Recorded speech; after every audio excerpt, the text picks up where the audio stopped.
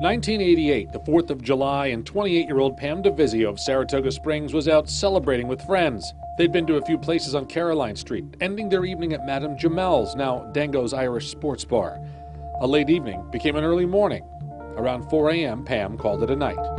One of the bartenders at the time sees her exit the building, and then, that was the last time she was. And she was alone exiting? She was alone when she left. Saratoga County Sheriff's investigator Kevin Herrick believes Pam was headed for her apartment on Court Street, but she never made it there. Later that day, when she didn't show up for work, waiting tables at Mangino's restaurant, co-workers, friends, and family knew something was wrong and alerted police that Pam was missing. They would find her the next morning.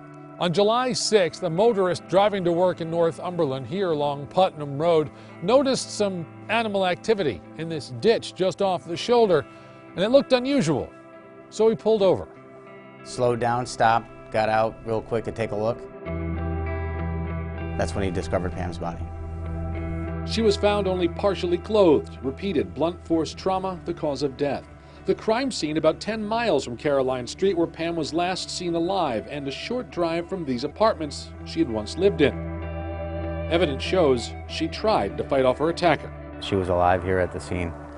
And was killed here on and the killed side here of at the the road. scene. Correct. Investigator Herrick and Captain Jeff Brown of the Saratoga Sheriff's Department Criminal Investigation Division have made it their mission to solve the 31-year-old mystery that has frustrated them and their predecessors, who they say worked tirelessly on finding Pam's killer.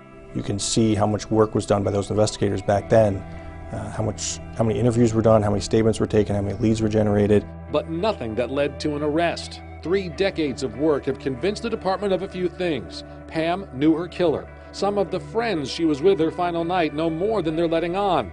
And whoever killed Pam is still in the area. Is it your belief that the person responsible for her death was local and may still be local? Yes.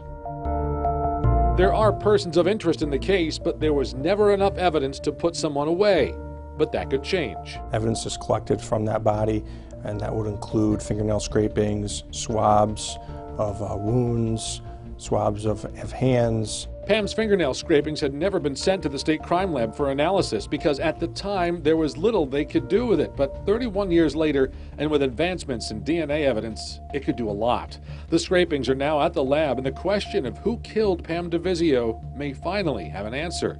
Herrick and Brown and Pam's family members, who still have a hard time talking about the murder, still want anyone who knows anything to come forward. Who was Pam Devizzio with after she left Madame Jamel's? Had she fought with someone that night in Saratoga? Who drove her to Northumberland the morning of July 5th near her old apartment and killed her? Jerry, I'd plead to their conscience. I'd plead to saying it's been so many years, it's never too late to do the right thing.